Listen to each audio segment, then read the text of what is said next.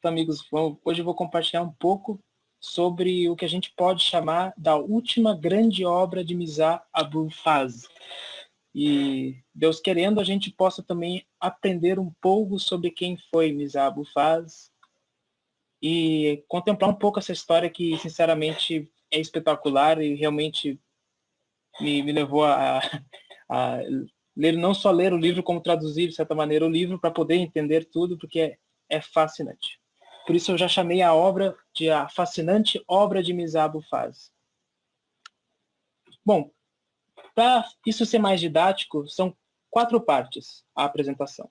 Mas a primeira parte, a parte 0, é o seguinte: se por acaso estiver indo muito rápido, avisem-me. Não deixem que eu corra para que vocês não entendam. Seria legal que todos saiam com alguma coisa, algum aprendizado.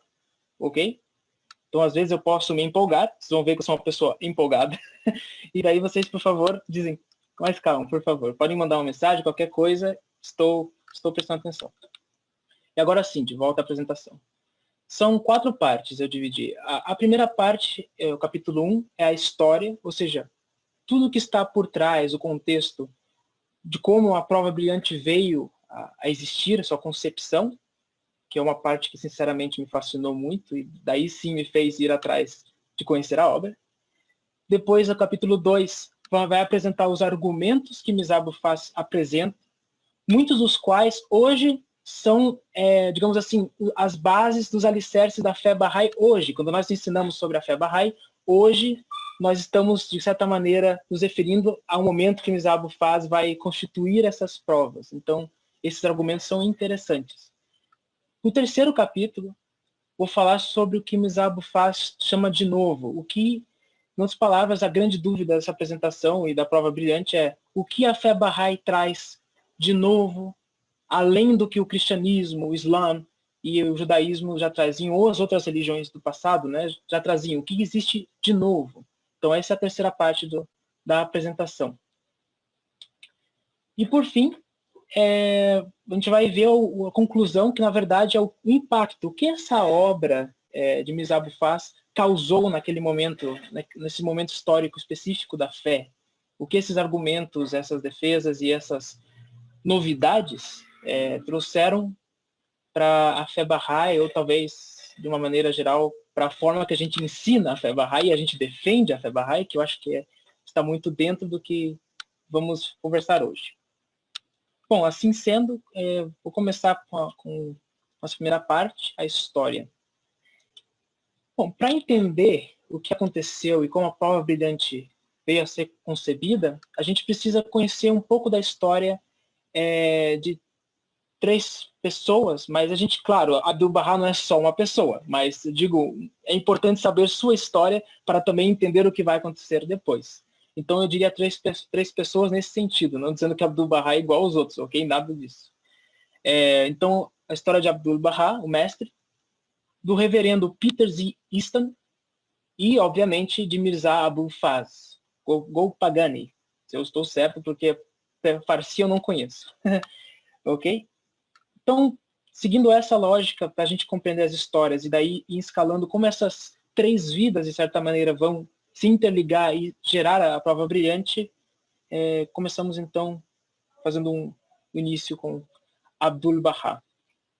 Bom, não está nessa apresentação a ideia de contar a vida de Abdu'l-Bahá. Creio que já houve outra live só sobre o mestre, né? Vocês podem me confirmar isso. Então aqui é um recorte. Aqui já é após que Abdu'l-Bahá, digamos assim, pôde sair da Palestina, de Israel, né, para poder ensinar no Ocidente sobre a fé Bahá'í, né, sobre a mensagem de seu pai.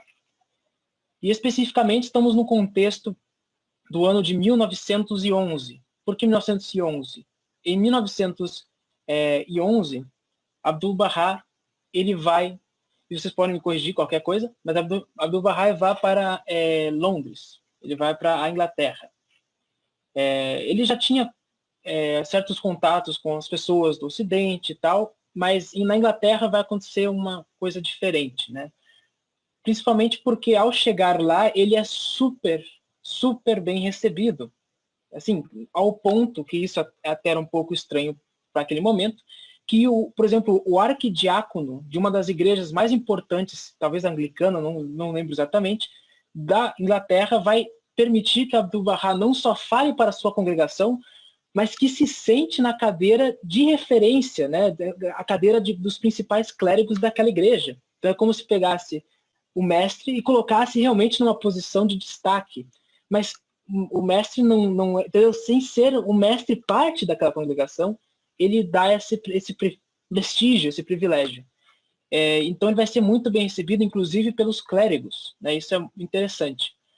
Mas antes de começar realmente essas falas públicas que a gente conhece, inclusive nos outros países europeus, como a França, que vai ter as conversas de Paris, ou a própria concepção do livro, né, as respostas a algumas perguntas, que são coletâneas, de certa maneira, do que Abdu'l-Bahá falou, ele ainda fazia encontros, de certa maneira, mais privados. Ou seja, as pessoas tinham curiosidade, queriam saber sobre a sabedoria de Abdu'l-Bahá, sobre assuntos tanto materiais, sociais, quanto assuntos espirituais. Então existia uma grande curiosidade no Ocidente, isso não vai ser diferente na Inglaterra. Essa foto, inclusive, é desse período que Abdu'l-Bahá está visitando a Inglaterra, mais ou menos, 1900 e poucos.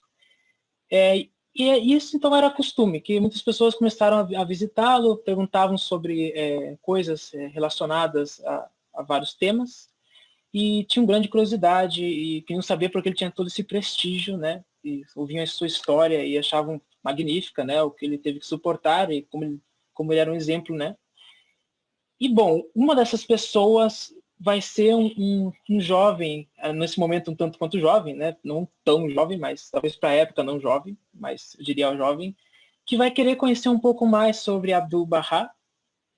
E esse jovem é Peter Z. Easton, Reverendo Peter Z. Easton, para os amigos. O Peter Z. Easton, então agora a gente dá um passo para trás e vê quem é essa pessoa e continuamos a partir dali. Peter Z. Easton é um homem nascido em uma família britânica, mas que vivia nos Estados Unidos. Né?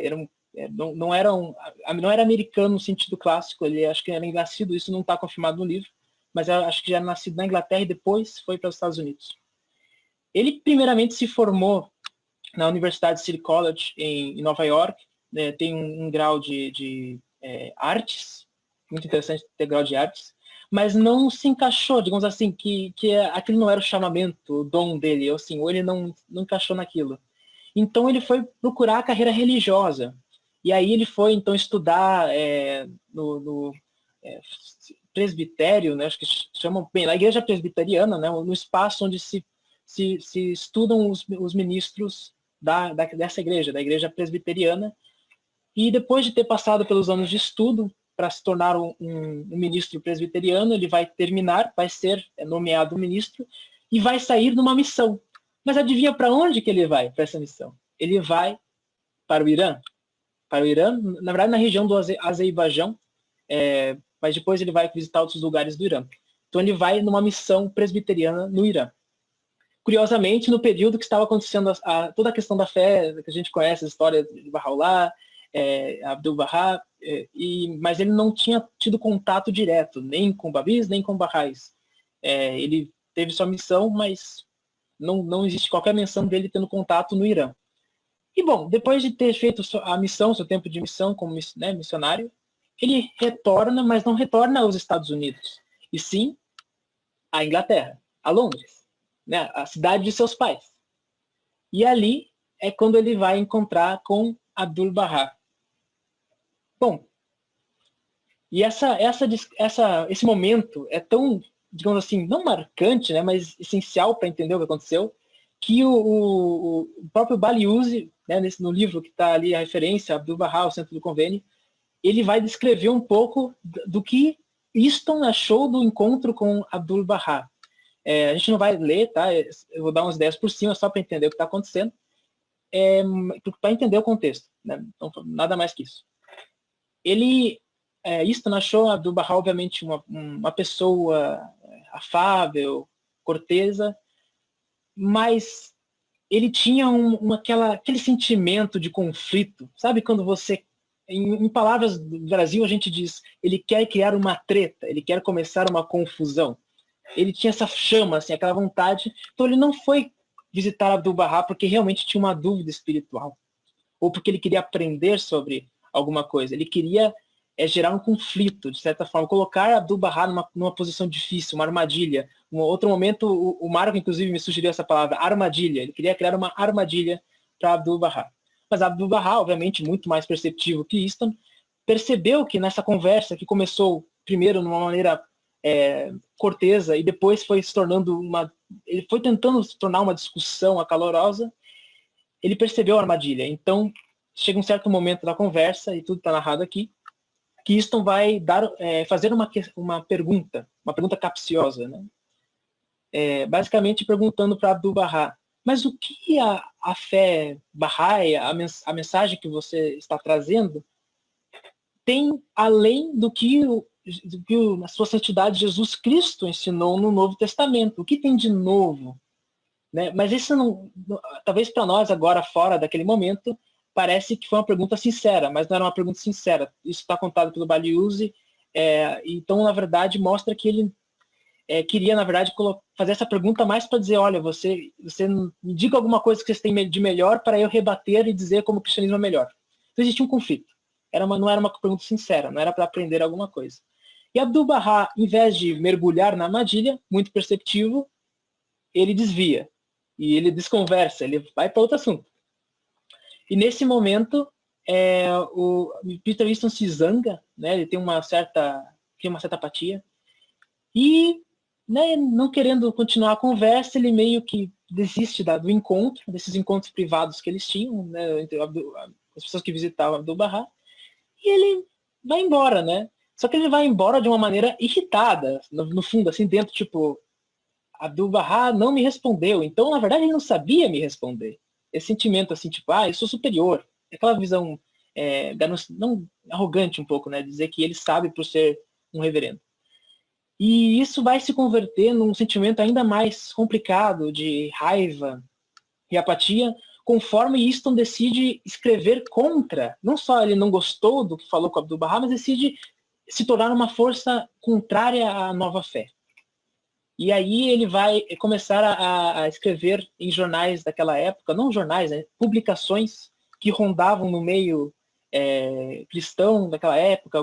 Depois vai aparecer uma das imagens de uma dessas publicações, e contra a nova fé, argumentando e caluniando e colocando vários pontos complicados que não tinham nenhuma base, principalmente porque a sua base, né, a base do argumento era sobre o que os azalis falavam. Então ele procurou fontes azalis para escrever sobre Bahá'u'lláh. E é óbvio que isso vai dar confusão. Ele era tipo assim, totalmente azali e talvez uma fonte que não fosse totalmente azali. Então era bem tendencioso. Mas isso por raiva, tá? Ele não estava fazendo porque ele queria colocar em xeque, ele queria atacar, né?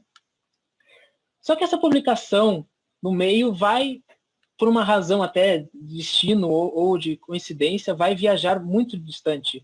Ela vai se espalhar no meio protestante e chegar até as mãos de uma pessoa que aqui digamos, central para o que está acontecendo. E agora a gente dá de novo aquele passo para trás e vê quem é essa pessoa. Imagino que muitos de vocês já o conhecem, mesmo que seja por uma referência indireta, de alguém contando sobre ele, mas esse é Mirza Abul Faz. Se alguém soubesse a pronunciação é essa, se é Mirza Abul Faz, não sei pronunciar também, então depois me corrija, eu adoraria saber.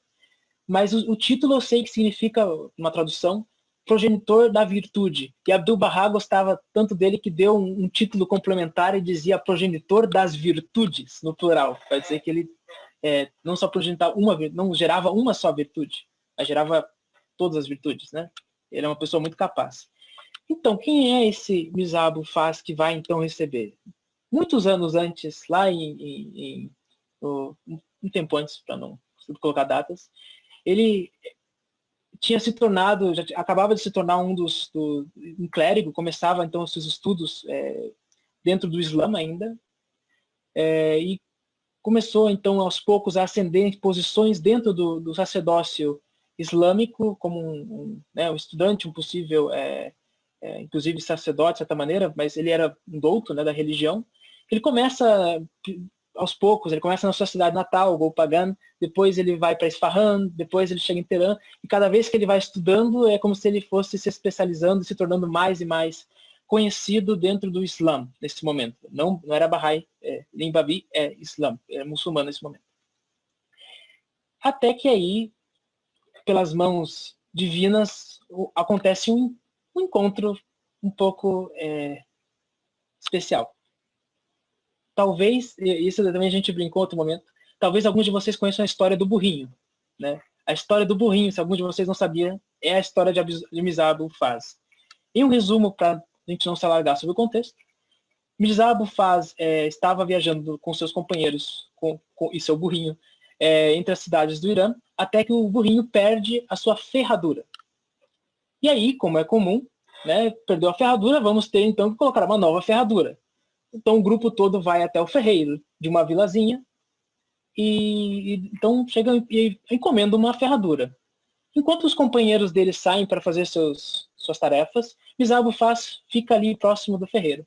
E o ferreiro percebe que Mirza Abu Faz era um douto islâmico, era um homem estudado da religião islâmica. E muito astuto, esse ferreiro aproveita esse momento de trabalho para fazer algumas perguntas. Né? E aí vem as famosas perguntas. Ele se aproxima com muita humildade, reverência perante Mirza Abu Faz, né? E pergunta: senhor, eu tenho uma pergunta sobre o Islã, eu conheço as tradições, eu queria saber se você poderia me responder. E Mirza Abu Faz responde: claro, por favor, faça a pergunta. E o ferreiro fala: bom, eu ouvi falar que a graça de Deus é como a chuva. Né? Ele cita uma tradição islâmica. Né? É como a chuva. Isso é verdade? Mirza Abu Faz diz: sim, é verdade. Está escrito, daí ele cita de novo a tradição, que a graça de Deus é como a chuva. E depois o ferreiro diz: mas senhor, tem outra pergunta. Eu ouvi falar que o cachorro é um animal impuro. E que aqueles que têm cachorro são pessoas impuras, ou seja, a graça de Deus não chega neles. Isso é verdade? E o Zabu Faz de novo responde: sim, com certeza, é verdade. Está escrito em tal passagem, em tal tradição, que as pessoas que têm cachorros não alcançam a graça de Deus, porque o cachorro é um animal impuro. Então o ferreiro faz uma pergunta, um checkmate. Ele fala: mas então por que a chuva cai sobre a casa daqueles que têm cães? É algo tão engenhoso e tão simples que Mirza Abu Faz, estudioso, conhecedor das tradições islâmicas do Alcorão de cabo a rabo, não conseguiu responder. Não conseguiu responder ao ferreiro. Ele tentou responder, até que chegou seus companheiros e disseram: não dê bolas para esse ferreiro, ele é um babi. Ele não dê bolas para ele, não ligue para ele, deixa ele para lá. Mas Mirza Abu Faz, como uma pessoa sincera na sua crença, começou a passar por esse dilema na cabeça. Sabe quando você não consegue dormir pensando naquilo? E daí ele se interessa, então, para saber fé babi, o que exatamente é isso? A fé Bahá'í, fé babi? Ele começa a estudar. E aí a gente sabe que Mirza Abu Faz vai se tornar Bahá'í, vai servir muito. Tem até uma piada que é citada no próprio Prova Brilhante, que diz que ninguém sabe até hoje quem fez o maior serviço à fé Bahá'í. Se foi o burrinho, se foi o ferreiro ou se foi Mirza Abu Faz. Porque o burrinho trouxe Mirza Abu Faz até o ferreiro trouxe Mirza Abu Faz até a fé, e Mirza Abu Faz ensinou a fé Bahá'í para todos os cantos, né? Então, ele tem até essa piada que aparece.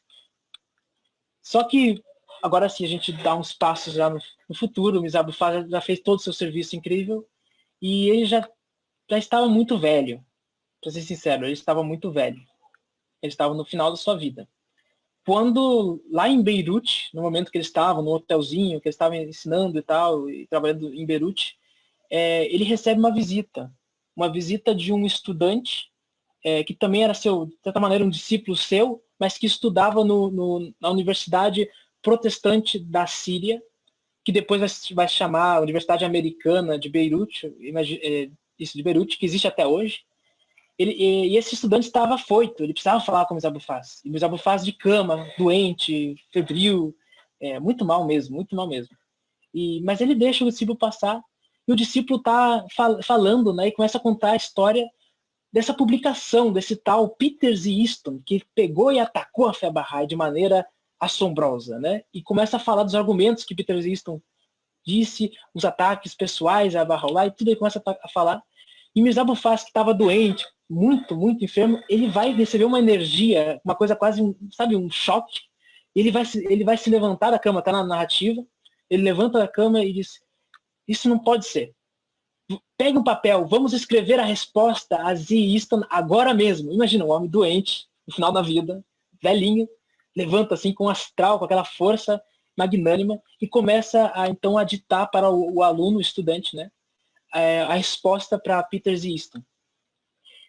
A propósito, essa é a imagem de das publicações, um desses jornais que Peter Z. Easton atacou a fé Bahá'í, tá ali, ó, The Churchman, o homem da igreja. Bom, então o estudante começa a escrever, Misabufaz dita, até que a doença aos poucos vai acometendo, de novo, vai atacando Misabufaz, ele vai ficando cansado, até que chega um momento que diz, quem dera eu pudesse continuar, mas eu não posso continuar agora. Volte amanhã e nós terminamos a resposta. Né?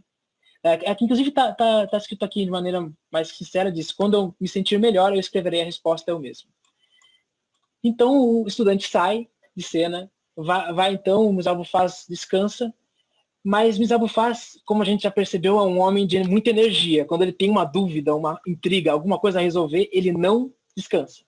Então, dizem na história que ele pegou, da meia-noite, bem velho, doente, né, como já falei, ele pegou o papel e começou a escrever de punho mesmo, tudo.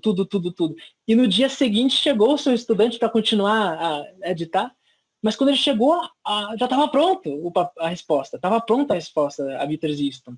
Né? E aqui está literalmente as palavras. Misabufaz diz, eu escrevi a resposta a Peter Z. Easton. Está pronta. Envie isto em uma carta para Abdu'l-Bahá, a fim que ele possa, em sua sabedoria, decidir o que fazer com isso. Então o estudante vai pegar e enviar de Beirute para os Estados Unidos, onde estava Abdu'l-Bahá neste momento, e Abdu'l-Bahá vai receber essa prova brilhante, que ainda não tinha esse nome. Isso aqui é o relato, literalmente, do próprio estudante, Habib Muyad, também não sei. Tá?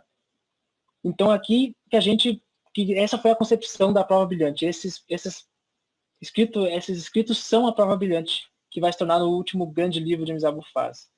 Então agora entramos no que torna essa prova brilhante, né? O que existe, qual que é essa defesa que ele faz de Easton. De novo, não vou entrar por menores, a ideia não é chegar a detalhes, então a gente vai ter um scan geral e espero que gostem. Tem algumas coisas, os ataques são muito estranhos, mas as respostas são muito brilhantes, então espero que gostem. O que Easton levanta contra a fé Bahá'í? Ele vai fazer basicamente, elencar em 2 pontos. Isso é o que até Misabufaz, quando responde, diz que Easton se concentrou em 2 pontos.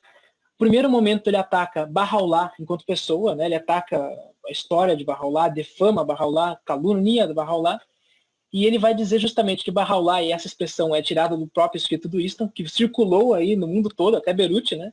Que ele dizia que Bahá'u'lláh é um monstro espiritual e moral. Um monstro no sentido pérfido, no sentido ruim, né? E isso citando as fontes azalis, claro. E Easton também vai falar que as pessoas da Inglaterra, os líderes da igreja, não consultaram os missionários que conhecem os Bahá'ís, os missionários que foram até o Irã, como ele próprio, sobre o que é a tal fé Bahá'í, sobre quem é Bahá'u'lláh e o que Abdu'l-Bahá está falando. Né? Então, como se eles tivessem sido ludibriados por não irem consultarem aqueles que de fato conhecem o Irã e sabem como são os Bahá'ís. Né? Em tese, os sábios cristãos, estudiosos cristãos e os missionários. E na outra parte do seu ataque, ele se concentra na fé Bahá'í enquanto instituição. Né? E daí entra alguns argumentos que eu nunca ouvi na minha vida, até ler a prova brilhante. Ele diz que a fé Bahá'í favorece o despotismo. Né? Nunca tinha ouvido falar disso. Ele diz que a fé Bahá'í é panteísta, né? E que é uma doutrina falsa. Ele deixa claro que é uma doutrina falsa. Em terceiro ponto, ele diz que a fé Bahá'í não trouxe, aí que está o X da questão, a fé Bahá'í não trouxe nada novo, além ou superior às outras religiões, ao cristianismo, ao islamismo e ao judaísmo. Esses argumentos, claro, são coisas que para nós aqui são um pouco levianas, mas ele considerou de maneira séria, tá? Então, Abufaz vai responder ponto a ponto com certa seriedade mesmo, entrando a fundo. E agora vamos para a questão das respostas, então. Sobre a ideia de Bahá'u'lláh e a comparação que Easton faz com o anticristo, Misabufaz vai, de maneiras gerais, vai citar, por exemplo, a Bíblia, dizer que se você quer fazer uma análise, dizer que Bahá'u'lláh é um falso profeta, você deveria se basear no que Jesus Cristo disse na Bíblia. E daí ele cita Mateus, saberás a árvore pelos seus frutos. Em outros momentos ele vai, claro, readvertir contra a calúnia, a difamação, que são coisas erradas por si só, lembrar Easton que isso é uma coisa errada, não se deve fazer. E ele vai também lembrar muito essa ideia que você está analisando Bahá'u'lláh através de seus inimigos. Isso não é muito diferente de analisar Cristo através dos seus, através, por exemplo, dos judeus que o perseguiram. Né? E por últimos momentos ele vai lembrar coisas um pouco mais históricas que os azalis naquela época ainda afirmavam, diziam que Bahá'u'lláh tinha envenenado Azal, e daí Mirza Abu Faz vai dizer, não, Bahá'u'lláh foi envenenado por Azal, e não ele não envenenou ninguém. E até vai lembrar que Bahá'u'lláh, em alguns momentos, e para quem fez o livro 4, espero que isso seja claro, que Bahá'u'lláh protegeu seus próprios inimigos. Ele evitou, por exemplo, não evitou, né, mas ele advertiu contra o atentado ao Shah, ele protegeu Azal, ele protegeu outras pessoas que o atacaram, e até cumprindo o que diz na Bíblia, né, amai aos vossos inimigos, né? Então. E depois ele vai falar sobre a citação direta da Bíblia e vai dizer que os frutos que Bahá'u'lláh traz são pessoas boas, são pessoas pias, são os Baha'is. E daí ele vai citar exemplos históricos de como os Baha'is, indivíduos Baha'is que fizeram coisas boas, né? E por aí vai. E no fim ele conclui na questão de Bahá'u'lláh que o anticristo, sinceramente, tem mais a ver com as pessoas que difamam Bahá'u'lláh do que com Bahá'u'lláh e os seus seguidores. Né? Bom, e depois na questão sobre os missionários, sobre os sábios, que o Winston fala, não, vamos consultar os sábios sabem, os sábios cristãos vão saber realmente o que é a fé Bahá'í, como ela é ruim. Né? Daí o Mirza Abu Faz responde, bom, vamos então conversar sobre os sábios romanos, né? E como eles receberam Cristo, para a gente ver se realmente é uma boa ideia. E aqui, de novo, não vou ler tudo, só vou ler uma que eu acho muito interessante. Esses são relatos de alguns sábios que o Mirza Abu Faz cita no seu livro, falando sobre Jesus Cristo e o cristianismo quando ainda era algo novo no Império Romano. Uma das citações é do famoso imperador estoico, né, filósofo, Marco Antônio. Ele fala o seguinte, devias perguntar sobre Jesus, o Nazareno, para seu próprio povo, os judeus, e não para esses pobres romanos, nenhum dos quais o viu, mas quem a baixeza e indolência os fez seguir-lhe. Basicamente dizendo, veja, vocês nem estão buscando as pessoas. Exatamente o argumento do Winston. Deviam perguntar para as pessoas que sabem quem eles são. Vamos perguntar para os azalis, eles sabem quem é Bahá'u'lláh. Né? Aqui, de novo, fizeram a mesma coisa com Jesus Cristo. Né? Eu não vou citar os outros agora, depois, quem sabe, em outro momento, ou para as pessoas que tiverem curiosidade de ler o livro. Então, passamos para a questão da defesa da fé Bahá'í. Mirza Abu Faz defende Bahá'u'lláh e depois defende a fé Bahá'í como um todo. Ele vai pegar os 3 argumentos principais, os 3 ataques, melhor, as 3 acusações, e vai desmantelar cada uma delas. A primeira é sobre o governo despótico.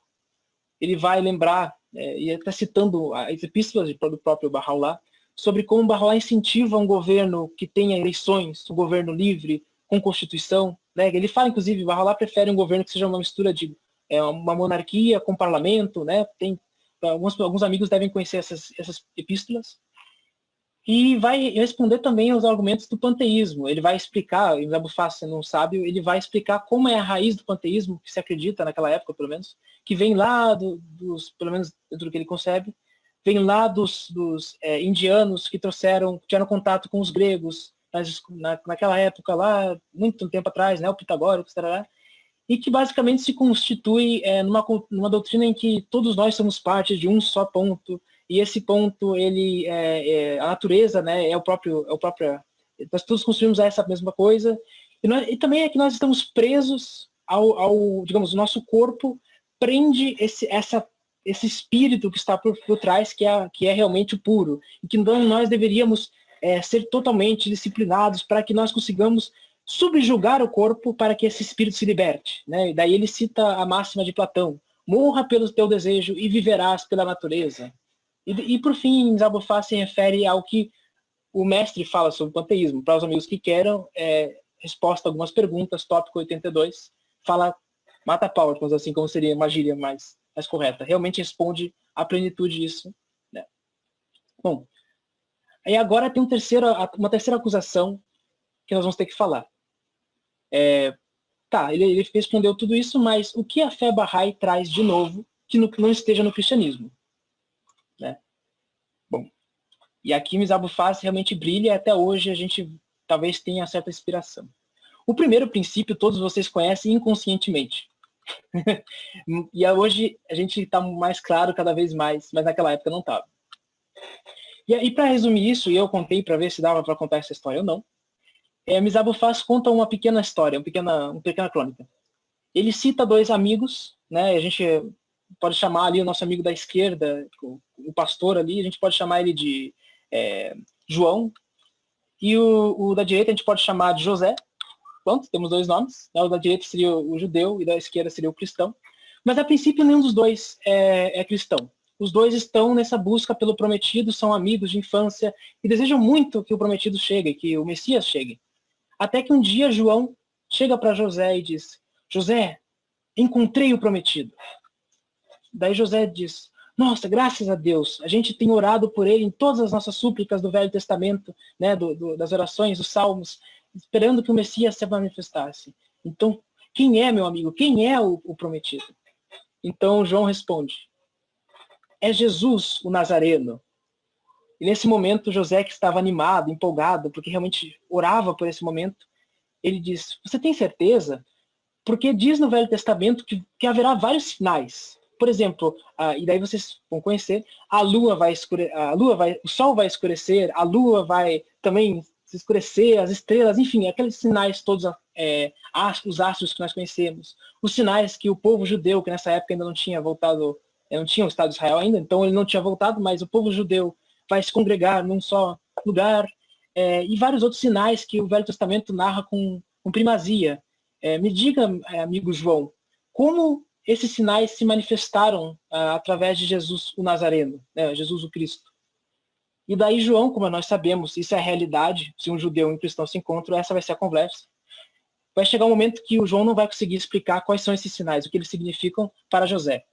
E, infelizmente, os dois vão ter que concluir em discordar, e nenhum dos dois vai se convencer nem que Jesus não é o Messias, nem que Jesus é o Messias, porque esses sinais não se manifestaram literalmente. Então, como não há essa linguagem está selada, como que vamos explicar o que aconteceu? E aí que entra a revelação de Bahá'u'lláh. Porque se temos uma coisa clara, é para os amigos que leram os Kitab Khan, que Bahá'u'lláh vai explicar cada um desses sinais. O que é isso, o que significa, o que aconteceu, o que realmente significam esses sinais. A lua, o sol, as estrelas, todas as circunstâncias do prometido, da vinda, da grande revelação. Então aqui nós temos uma coisa que é fundamental na fé Bahá'í nova, a capacidade de explicar essa verdade profunda de todos os livros sagrados, né, dos símbolos que estão por trás. Então as divisões entre as religiões podem de uma vez todas, digamos, sumirem e a gente pode ver o plano divino, como, né, a revelação divina como uma só progressiva, e daí entra a nossa revelação progressiva. Bom, aqui vou citar por cima, também vou ler. Esses são os outros tópicos levantados por Abu Faz de novos, coisas que só a fé Bahá'í tem, pelo menos nessa época, claro, né, no texto sagrado. E depois eu vou elencar alguns, especialmente, que eu achei interessantes, que não são os que eu levantaria de uma conversa ocasional. E muitos desses vão inspirar os que nós temos hoje, ok? Citando o que o Abu Faz vai falar, que Bahá'u'lláh trouxe além do que já existia, fim das divisões baseadas em tradições religiosas, proibição da discórdia causada por interpretações pessoais, a aceitação de todas as visões e doutrinas sobre os manifestantes de Deus, a abolição da escravatura, obrigação da profissão e ofício, educação compulsória universal, proibição absoluta da maldição e execração, proibição do porte de arma salvo em casos especiais, estabelecimento de casos de justiça, governos democráticos e constitucionais. E por fim ele elenca mais um, porque Mirza Abu Faz é muito generoso. Ele elenca 9 e depois diz: vou colocar mais um porque eu acho que tem muito mais do que isso. E no 10º ele fala do sistema de herança, que está no Áquidas, como maneira de acabar com os extremos de riqueza e pobreza. Como eu falei, não vou entrar em todos esses, depois se quiserem perguntar a gente pode conversar.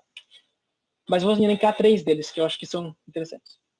Primeiro é a questão da interpretação pessoal e tradições. Os amigos imaginam que devem ter um passado religioso que se remete, muitos pelo menos, a outras tradições religiosas, outras religiões, e sabem que, por exemplo, no Islã, no cristianismo, no judaísmo e também no budismo, em todas as outras religiões, as tradições são muito importantes. Talvez tanto quanto os livros sagrados em certos momentos. Nós sabemos, por exemplo, a divisão do Islã tem a ver com as tradições deixadas pelo profeta, e sua interpretação e sua aceitação. Sabemos que no cristianismo também tem certas questões de tradição, considerando as igrejas mais elementares. E daí o Marcos, se quiser comentar outro momento, talvez possa até exemplificar. E, bom, então, o que a fé Bahá'í traz de novo? As tradições, a gente até pode dizer que existem, porque existem os relatos dos peregrinos, né? Mas elas não têm o poder e a posição que tem nas outras religiões. E daí o Abu Faz elenca um porquê. Primeiro, e todos nós sabemos, que Bahá'u'lláh, Abdu'l-Bahá e o Bab escreveram tanto, mas eles revelaram tanta coisa sobre tantos assuntos, sobre tanta coisa, que não há necessidade de procurar na tradição. Isso é diferente. As outras religiões não têm isso. Aqui nós temos um monte de material sobre todo tipo de coisa, nós nem sabemos ainda, né? Cada dia é uma novidade. E segundo, nós temos a questão da aliança, do convênio. Então, na dúvida, as pessoas procuravam a tradição. Mas nós temos a questão do convênio, né, do guardião, da Casa Universal de Justiça, do Bahá, que evita que a gente tenha que buscar. Eu ouvi dizer que Bahá'u'lláh disse tal coisa. Não, isso não existe. Entendeu? Isso não é aí. O poder está nos escritos e na aliança, no convênio, como a gente chama em português, né? Então aí ele mostra uma coisa que a fé Bahá'í tem que os outros religiões não têm. Isso não é se gabando, tá? Mas é mostrando que existe uma diferença. Sim, existe. E na questão de interpretação pessoal, ele complementa, citando uma epístola de Bahá'u'lláh que não foi traduzida ainda, e que fala que se dois Baha'is têm entendimentos diferentes sobre uma escritura, mas ambos se respeitam, ambos se tratam de maneira cortesa, ambos se aceitam, não brigam, não tentam criar discórdia ou impor um ao outro. Se os dois têm isso, então as duas visões são aceitáveis aos olhos de Deus. Mas se os dois Baha'is têm dois entendimentos diferentes e os dois são extremamente arrogantes, querem impor suas opiniões, são descorteses, então mesmo que sejam muito boas opiniões, as interpretações que eles têm, nenhuma delas é aceita perante Deus. Isso está numa escritura Bahá'í, infelizmente não traduzida ainda, mas é uma epístola citada no Palma Brilhante, tem a fonte depois, se quiser. Isso realmente é como funciona a interpretação pessoal, de certa maneira. A gente tem as interpretações por causa da aliança, que mantém a unidade, mas os indivíduos podem ter seus entendimentos. Como diz no Corão, diz que Deus deu conhecimento a graus diferentes para cada pessoa. A própria fé Bahá'í fala, que Bahá'u'lláh fala a questão do quinhão, vocês devem lembrar do livro 1, cada um tem seu quinhão e tal. Então, isso é óbvio, cada um tem um entendimento, e às vezes uma capacidade de entender diferente. Mas todos são aceitas, desde que a gente não tente impor uma sobre as outras. E daí que eu coloquei essas cruzes, porque todas essas cruzes são, de certa maneira, vertentes diferentes do cristianismo.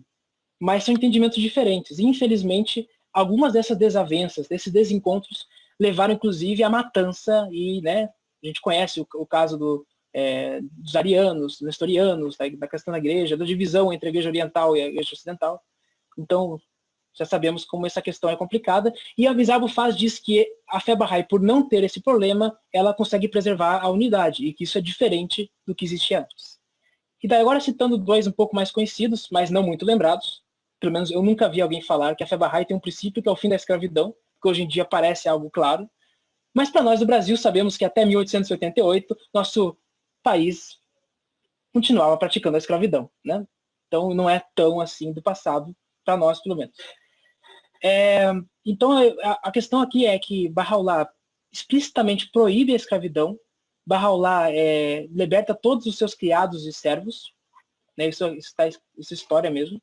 E, inclusive, revela uma oração muito linda sobre a questão da libertação dos escravos, que digamos que é o argumento Bahá'í para o fim da escravidão, que diz que todos nós somos servos de Deus, então todos nós pertencemos, de certa maneira, a Deus. E se todos nós pertencemos a Deus, nenhum de nós pode pertencer a outro.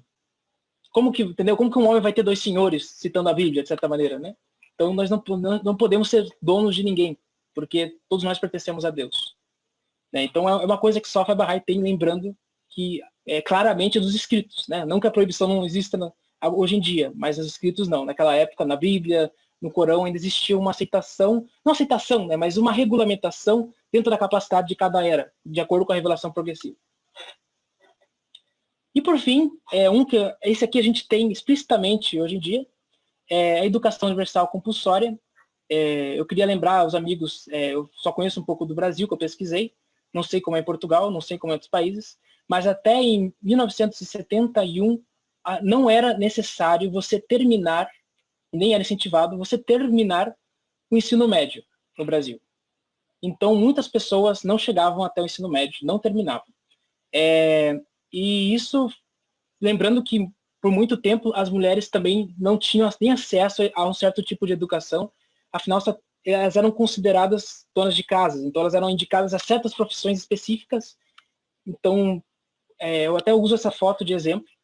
Temos uma sala cheia de garotos, não existe uma única garota, isso é uma foto do Brasil, uma escola brasileira dos anos 50, se eu não estou enganado, mostrando então um pouco da realidade como era.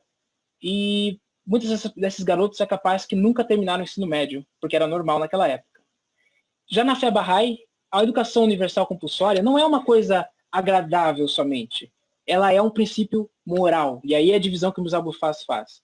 Uma coisa agradável é, por exemplo, tem uma rua que está esburacada, alguém vai e tampa os buracos. Isso é agradável. Mas um princípio moral, como, por exemplo, não matarás, são coisas muito mais profundas, porque aí existe uma dívida com Deus, porque Deus pediu que a gente cumprisse. Então, por exemplo, não matar é um princípio moral, não é só social. E na fé Bahá'í, educar é um princípio, e receber educação é um princípio moral. Os governos não têm que obedecer porque sim, e sim porque é uma coisa moral, é uma coisa ética dentro da fé Bahá'í. Você tem que educar a população.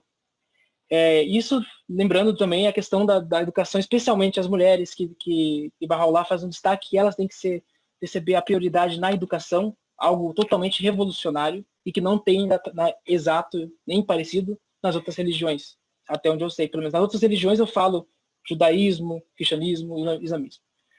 Bom, amigos, agora nós vamos passar dos pontos e vamos entrar no que impactou isso, porque esses folhetos traziam essas ideias e muito mais, e isso trouxe um impacto. Vamos ver como... Imaginem isso como um fim de um filme que vai mostrando os personagens de certa maneira e como que gerou os eventos geraram em cada um deles, para a gente terminar. Bom, Abdu'l-Bahá, todos nós conhecemos que ele seguiu a ensinar a fé Bahá'í pelo Ocidente, terminou o seu tour pelos Estados Unidos, né, pela Europa também. Multidões entraram na fé Bahá'í. E sobre a questão do evento da prova brilhante, ele recebe aqueles panfletos enviados por Mirza Abu Faz, que estava doente, ele lê os argumentos, ele aceita todos os argumentos. Então isso passou por tutela de Abdu'l-Bahá. Abdu'l-Bahá confirmou esses argumentos. E ele chama aquela papelada que ele recebeu em carta de a prova brilhante. E aí que vem o nosso nome. Mas, e não só isso, ele então fala para os crentes dos Estados Unidos, né, que eles traduzissem o documento, fizessem de uma maneira de panfleto e distribuíssem para tudo que é lado, para que todo mundo soubesse o que é a fé Bahá'í, o que ela traz de novo e a resposta a esses argumentos. Inclusive, a prova brilhante, no final, tem um apêndice do que Easton escreveu e depois as respostas são no próprio livro, né? Fora isso, Abdu'l-Bahá seguiu, então, a ensinar, até que ele também... Eu coloquei a questão da visita de Easton, que até hoje a gente usa... A gente vê nele um exemplo de como lidar com pessoas que às vezes querem atacar a fé ou querem nos jogar em armadilhas, e como Abdu'l-Bahá, mostrando sua sabedoria, esquivou dessa agressão que Easton tentou fazer com ele. Então, até hoje, ele é uma maneira como a gente lida com pessoas que às vezes encontram uma certa desavença por alguma razão com a fé Bahá'í e querem atacar e tal. E aquela questão de tratar cortesamente, mas não comprar a briga.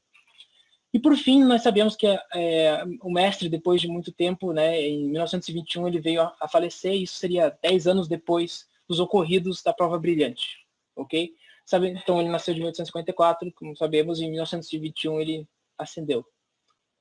Bom, já o reverendo Easton, que nós conhecemos aqui nessa história, depois que a prova brilhante foi amplamente impressa e publicada e divulgada, ele nunca mais conseguiu escrever uma grande obra ou qualquer outro trabalho. Ninguém mais dava reverência ou credibilidade ao que o reverendo Easton descrevia. Basicamente, tudo que ele tinha foi sumindo com o tempo e só restou aquilo que ficou, de fato, no apêndice da Prova Brilhante. Hoje em dia é muito difícil achar as publicações originais dele, né? E, além de mais, ele saiu do seu ministério como ministro presbiteriano e entrou numa seita ultraconservadora cristã. Então ele parou de ser presbiteriano e foi para uma seita mesmo cristã, pequena, ultraconservadora. E vai falecer, então, em 1914, início da Grande Guerra, né, a Primeira Grande Guerra.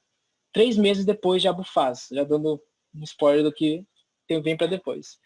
E o nosso grande autor aqui, Mirza Abu Faz, ele já estava doente em Beirute, ele vive mais 3 anos, né, 1911 até 1914, e falece, né, infelizmente já estava muito velho e padeceu, né, enfim, faleceu.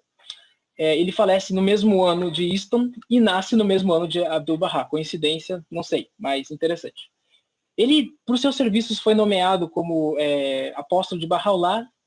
Infelizmente, muitos dos escritos que ele tinha, porque ele tinha muito mais do que os livros que nós conhecemos hoje, foram perdidos conforme a sua família, que morava na Rússia, não na Rússia de certa maneira, mas na região entre a futura União Soviética, né, e o Irã, essa região ali, quando os russos de fato chegaram, a família teve que fugir e se perdeu os seus escritos, né? Muitas coisas foram perdidas, queimadas, enfim. Então, um desastre. Mas a Prova Brilhante sobreviveu, assim como alguns outros grandes livros. E até hoje, para as pessoas que querem conhecer mais a fé, ser mais intelectuais, doutos, ele é um exemplo, principalmente no sentido de como defender a fé, como apresentar provas de uma maneira consciente e convincente, né? Então ele é um exemplo e vem a falecer também em 1914. Esse foi Mirza Abu Faz. E, como um geral, a Prova Brilhante marcou um ponto especial desse início da fé Bahá'í no Ocidente, que foi justamente fechar a primeira parte do ensino da fé Bahá'í no Ocidente. Ou seja, aquelas viagens de Abdu'l-Bahá e a Prova Brilhante, a publicação e divulgação marcaram esse fim dessa primeira era. Foi um livro que marcou o fim de uma era, de certa maneira. Né? E até hoje, como eu comentei, e as suas ideias ainda permeiam muitos dos princípios que nós conversamos e ensinamos hoje. Então é bem interessante nesse sentido. Bom, e para terminar de fato, queria ler o que o próprio Abdu'l-Bahá fala, ou adverte aos crentes sobre a questão da prova brilhante. Isso é uma citação da Promulgação da Paz Universal, e então Abdu'l-Bahá vai falar o seguinte: cada um de vocês deveria ter uma cópia, lê-la, memorizá-la e refletir sobre ela. Então, quando acusações e críticas forem levantadas por aqueles que são desfavoráveis em relação à causa, vocês estarão bem armados. Então, nós cobrimos os 4 momentos: o contexto, as defesas, o que a fé Bahá'í traz de novo, a resposta ao que o Easton queria, e, por fim, o impacto que isso gerou na comunidade Bahá'í e todas essas pessoas, e o próprio mestre também, e seu contato com a Prova Brilhante e o nome Prova Brilhante, né? Então, agradeço a todos vocês e é isso. Espero que tenham gostado, espero que eu não tenha me empolgado muito, eu adoro esse assunto, então às vezes eu falo um pouco rápido, mas é que é muito bom, é muito legal, muito interessante. Obrigado.